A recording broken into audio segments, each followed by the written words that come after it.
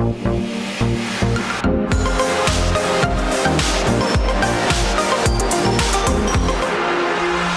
and welcome to OFX's Currency Corner here in the UK, where we're in a brand new studio. That's the only thing that's changed. My name's Hamish Morris. I'm one of the senior currency analysts here at OFX, and as ever, joined by my esteemed colleague Jake Trask, our FX Research Director. So, Jake, a lot going on in the market as per usual.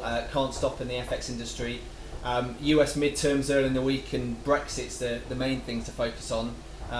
Bit of a change over in the US. What did it mean for the US dollar and what happened? Yeah, the US midterms came out as expected. The Republicans held the Senate, but the Democrats retook the House of Representatives.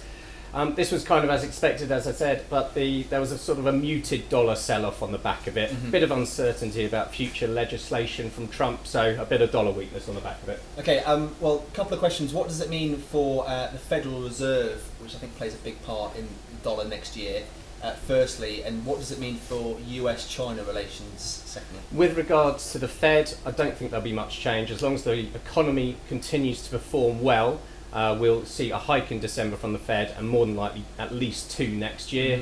Mm-hmm. With regards to Trump and China, again, I don't think there'll be much change. It's still going to be in the headlines for the foreseeable future. So the biggest change then, do you think, domestic agenda and investigations into 2016 and exactly Russian collusion, things like that? There might be more focus on that. Okay, fair enough. Close to home, Brexit negotiations ongoing. Update early in the week. We've got the big thumbs up from Dominic Raab. Not seen the market react to something like that before. Can we see a pound rally if can we see a deal finalised in the next couple of weeks, first of all? Yeah, it's looking more and more likely that we are going to get some sort of deal in the next few weeks. Obviously, then that has to be agreed to by the EU, but then it has to go through Parliament early next year. That's going to be the difficult part. So, we've seen sterling rally at the moment, so a lot of our clients are taking advantage of that pound US and pound euro rally now and forward buying currency.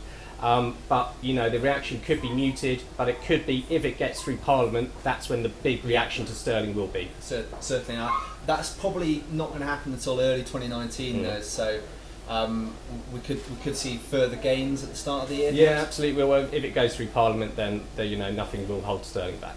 Brilliant. A lot to think about. US midterms, always probably one of my favourite elections when it rolls around every 4 years or 2 years and so.